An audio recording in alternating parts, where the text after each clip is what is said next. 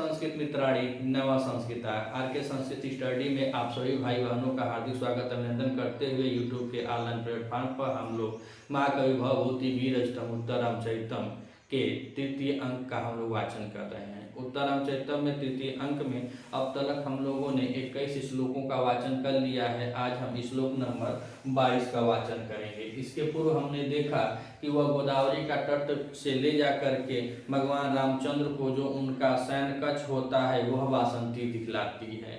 वासंती दिखला रही है अर्थात अप्रत्यक्ष रूप से उनको लखा रही है कि हे नाथ, किस कारण आप माता सीता का त्याग किए। उसमें उन्होंने बताया कि वह जो कदली के घने वृक्ष से ढका हुआ था उनका शयन कक्ष अर्थात किनारे किनारे पे कदली वृक्ष हुआ करता था जो स्निग्ध था और निरंध भी है, तो निरंध होने के कारण उसमें कोई दिखाई नहीं देता है कहीं से। और शयन कक्ष पे बतलाया कि हे महाराज, आप इस पर आसन रखिए और यही वह आसन है जहाँ से माता सीता जो कांता सकत से आप अपनी प्रीतमा के साथ यहाँ जब रहते थे तो यहीं से वह पशु पंछियों को पीड़म अर्थात घास डाला करती थी। यह सब वहीं का प्रसंग भवभूति जी लिखते हैं और वहीं पे छाया रूप में सीता जी भी रहती हैं। तो सीता राम के वियोग में है और राम सीता के वियोग में है। तो वहां पे जब अकेले बैठे हैं 12 वर्ष पूर्व वह दोनों लोग वहीं साथ साथ रहे हैं। आज अकेले जब सीता बासंती बैठाती है भगवान रामचंद्र को, तो भगवान रामचंद्र को उनका याद आ जाता है। तब राम कह रहे हैं कि इदम तावत् शक्यमेव दृष्टुम, अर्थात यह कहते हुए और रोने लगते हैं कि यह देखा नहीं जा सकता। और वह मुझसे देखा नहीं जा रहा है कि यही शयन कक्ष है जहाँ मैं और सीता दोनों लोग रहते थे। आज अकेले बैठा हूँ तो यह देखा नहीं जा सकता है। और वहीं पे जो सीता जी हैं वह भी हैं, छाया रूप में है। तो वह कहते हैं कि सखी वासंती किम त्वा कृत्याम आर्यपुत्रस्य मम चैत दर्शनार्थात, यह जो तुम कर रही हो आर्यपुत्र के साथ वह मुझको अच्छा नहीं लग रहा है। यह सब दिखा करके अच्छा नहीं कर रही हो। हाय धिक्कार है, धिक्कार है। अर्थात तो वासंती को कह रहे हैं कि धिक्कार है, धिक्कार है। यह वही आर्यपुत्र है जो पंचवटी में थे और यह वही प्रिय सखी वासंती है। सब कुछ वही है, वही वृक्ष है, वही पशु है, वही पंछी हैं, सब कुछ वही है। बस मैं एक ऐसी अभागिन हूँ जो सदृश रूप में होते हुए भी आज अदृश्य हूँ। तब उसके बाद वासंती कहती है। तो प्रश्न नंबर 22 में भवभूति जी हरणी छंद में निबद्ध किए हैं। किस छंद में? तो हरणी छंद में यह श्लोक निबद्ध है और यह वासंती का कथन है। वासंती कहती है, वहां पे श्रोता के रूप में भगवान रामचंद्र जी बैठे होते हैं। चूंकि यह नाटक है और यह नाटक महाकवि भवभूति जी की संस्कृत साहित्य में 3 रचनाएं हैं और तीनों रचनाएं नाटक हैं। पहली रचना इनकी महावीर चरितम है, फिर दूसरी मालती माधवम है और तीसरी उत्तरामचरितम है। उत्तरामचरितम जो है इसमें भगवान के अर्थात जो रामायण है उसके उत्तर कांड से भगवान की उत्तर कथा का वर्णन यह उत्तरामचरितम में दिखलाया गया है। तो वासंती का कथन है। वासंती कहती है कि सखी सीते कथम न पश्यसि राम भद्रस्य श्यामस्थाम, कह रही है कि हे सखी सीते, क्या तुम कथम न पश्यति राम भद्र स्वस्थाम, अर्थात क्या भगवान रामचंद्र के स्वास्थ्य को या भगवान चंद्र के अवस्था को तुम नहीं देख रही हो। क्योंकि वह विरह वेदना है, विरही हो चुके हैं। एक दूसरे से 12 वर्ष का विरह है, 12 वर्ष का घोर विरह है। और महाकवि कालिदास जी बतलाए हैं वो मेघदूत में, जब मेघदूत का वाचन करते तो मेघदूत में मात्र वह 8 महीना रह गया था। जो यक्ष है वह 8 महीना रामगिरी पर्वत पे काटता है अपने विरह के दिनों का। उसी में उसका शरीर जीर्ण चीर्ण हो गया होता है। उसके हाथ से जो सोने के कंगन होते हैं वह गिर जाता है। यह तो 12 वर्ष का विरह था। अब 12 वर्ष के विरह के बाद बताइए भगवान रामचंद्र की क्या दशा है, वही वासंती अब यहाँ पे कह रही है और भवभूति जी अपनी रचना में बता रहे हैं। तो आइए वाचन करते हैं हरणी छंद में कि नव कुवलया स्निग्धै अंगे दर्द त्र्यूनवन उत्सवम् सततम् अपि न स्वेच्छा दृश्यो नवो नव एव सः विकलकरणः पंडुछाया शुचा परिदुर्बल कथमपि स इत्युत्र उत्तेप्त अस्थापि दृश्यो प्रिय इसमें अवहरणी छंद है। तो कवि जी बतला रहे हैं कि नव कुवलय स्निग्धे, और स्निग्धे में तृतीया लगी हुई है। तो कह रहे हैं कि नव कुवलय जो नील कमल के समान, नील कमल के समान का है। तो भगवान को बताया जाता है कि उनका जो वर्ण है वह श्याम वर्ण का था। भगवान रामचंद्र के वर्ण को श्याम वर्ण का बतलाते हुए कह रहे हैं कि उनका वर्ण कैसा था। तो कह रहे नील कमल के समान, और स्निग्धे माने होता है चिकना, मनो साफ सुंदर चिकना। और कितना चिकना था, तो नील कमल के समान चिकने अंग वाले, अंगे लिखा है ना, तो नील कमल के समान अंग के द्वारा हो जाएगा, तृतीयांत लगा हुआ है तो हो जाएगा के द्वारा। ददत नयन उत्सव, जो नयनों को, कह रहे कि नयन उत्सव जो नयनों को शोभा देने वाला होता था। जो भगवान रामचंद्र का जो शरीर है उसको बता रहे हैं कि नव कुवलय स्निग्धे अंगे, जिनका अंग नव कुवलय अर्थात नील कमल के जैसे या नील कमल के द्वारा स्निग्ध मतलब चिकना चमकता हुआ उनका चेहरा जो था वह कैसा था, तो नयन उत्सव अर्थात नयन को शोभायमान बनाता था, नयन को आनंदित करते हुए। तो यहाँ पे ददत को देखें तो ददत को देखेंगे तो इसमें दा धातु है, कौन धातु है, दा धातु है, और यहाँ पे सत्र प्रत्यय है और प्रथमा का एक वचन लगा हुआ है ददत में। तो कह रहे हैं कि नव कुवलय स्निग्धे अंगे ददत त्रय नयनोत्सव, अर्थात भगवान राम का जो शरीर है वह नवीन नवीन नील कमल के समान चिकने अंगों के द्वारा जो आंखों को आनंदित देने वाला होता है। और नीचे कह रहे हैं सततमपि, सततम आपी अर्थात सदैव निरंतर, जब देखा जाए तब उसको ऐसा सुख हो रहा है। तो कह रहे हैं सतत अपि अर्थात निरंतर, सततम अपि निरंतर स्वेच्छा, और स्वेच्छा मतलब होता है बिना रोक टोक के, बिना किसी चीज के, क्योंकि वह भगवान है, राजा है। आप जाएंगे बड़े बिजनेसमैन के पास ही चले जाइए, चाहे वो प्रधान के पास चले जाइए, चाहे कोई जिला पंचायत सदस्य उसके पास चले जाइए, तो आपको अपॉइंटमेंट लेना पड़ता है कि सर हम उनसे बात करना चाहते हैं। लेकिन यह तीनों लोग के स्वामी भगवान श्री रामचंद्र के बारे में भभूति जी लिख रहे हैं, वासंती का कथन है कि सततम अपि अर्थात निरंतर, निरंतरता के साथ स्वेच्छा अपने बिना किसी रोक टोक के वह वासंती, चूंकि वह वन देवी है और वह वन में रहते हुए भगवान रामचंद्र को हमेशा देखती रहती थी। और काहे देखती थी, तो ऊपर बताए कि उनका शरीर नील कमल के समान था और जो देखने में आंखों को आनंदित करता था, शोभायमान होता था। ऐसे चिकने नेत्रों से देखते हुए कह रहे कि हमारे लिए उनका जो दर्शन था वह सुलभ दृश्य था, अर्थात किसी भी रोक टोक के द्वारा नहीं बल्कि आराम से मैं उनको देखती थी। और जब देखती थी तो कह रहे हैं कहा नवो नव एव सहन, मतलब उनको बता रही है कि जब मैं उनको देखती थी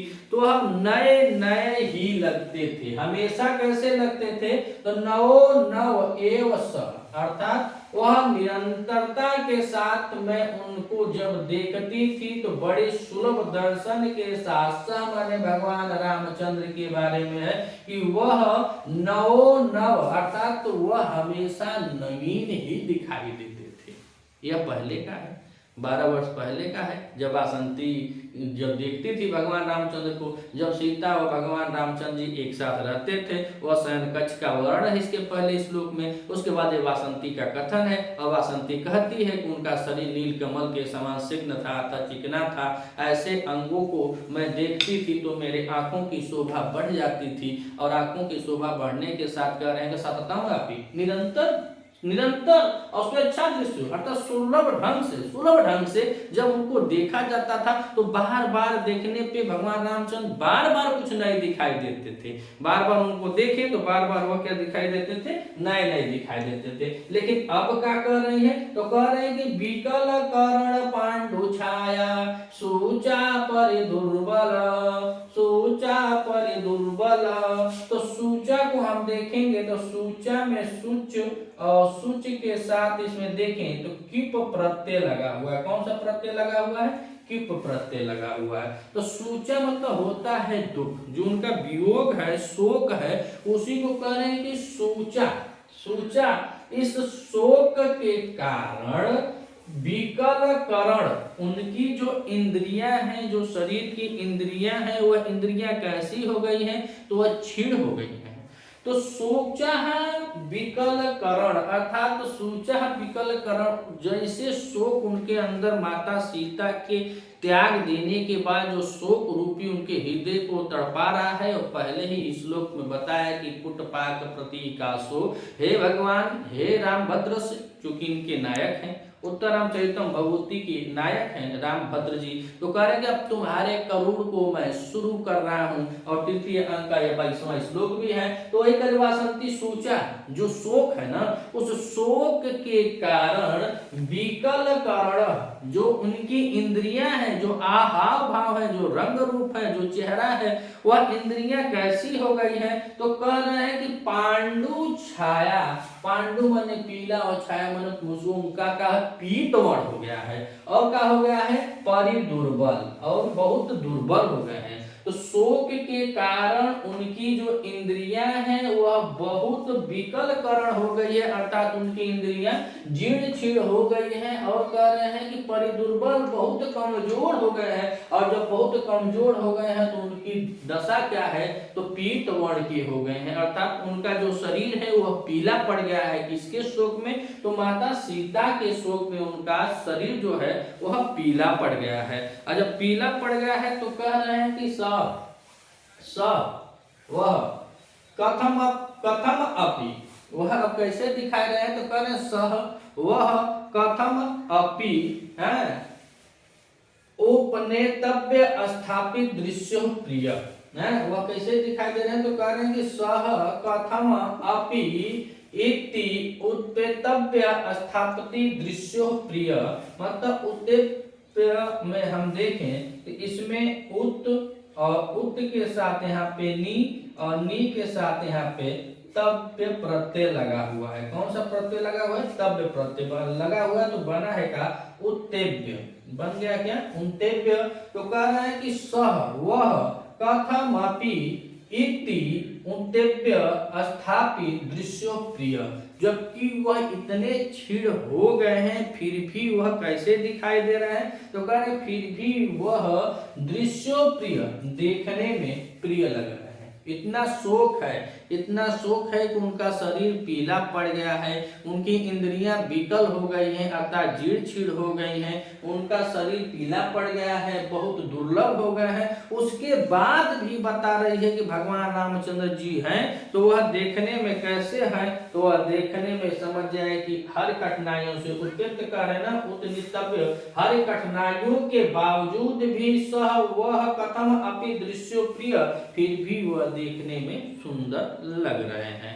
इतना सब है, गाल मन धस गया होगा, पीले पड़ गए होंगे, कमजोर हो गए होंगे, उसके बाद भी अब बासंती करे कि फिर भी वह देखने में बहुत अच्छे लग रहे हैं। तो आइए एक बार और हम देखते हैं कि नवकुवलय स्निग्ध अंगे दर्द तयोत्सवम नयनोत्सवम सतम अपि नयन स्वेच्छा दृश्यो नव नव नव नव एव सह। तो कह रही है वासंती जी की नील कमल के समान चिकने अंग वाले और नयन को आनंद देने वाले, दर्द देते थे, नयन को आनंद देने वाले, सततम अपि अर्थात निरंतर स्वेच्छा दृश्य अर्थात सुलभ के साथ जिनका दर्शन होता था, उनको देखने पर मन वह राम जी नव नव एव अर्थात वह हमेशा नए नए दिखाई देते थे। जब यहाँ रहते थे तो हमेशा नए नए दिखाई देते थे।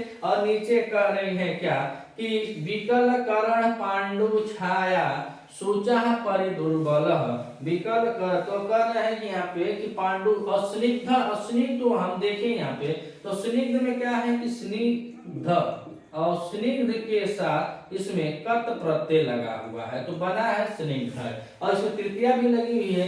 तो अब नीचे कह रहे हैं कि विकल करण पांडु छाया सूचा परिदुर्बल, अर्थात यह सूचा शोक के कारण, विकल करण माने इंद्रियां, विकल माने जो क्षीण हो गई हैं, क्षीण इंद्रियों वाले, परिदुर्लभ अत्यधिक कमजोर, पांडु छाया पीतवर्ण वाले भगवान रामचंद्र उत्तेव्य अर्थात इस कठिन समय में भी कथम अपि अर्थात इस कठिन समय में भी सह दृश्यो प्रिय, वह अब भी बहुत अच्छे लग रहे हैं अर्थात वह अब भी सुंदर हैं और नेत्रों को आनंदित कर रहे हैं अर्थात वासंती कर रहे हैं कि भगवान अभी भी बहुत सुंदर लग रहे हैं। हे माता सीता, हे सीते, हे वत्स्य सीते, क्या तुम भगवान राम की अवस्था को नहीं देख रही हो कि तुम्हारे शोक में बेचारे पहले कैसे थे और अब कैसे हो गए हैं, लेकिन जैसे तैसे हैं तो प्रभु हैं, सुंदर लग रहे हैं, आज भी आंखों को नेत्रों को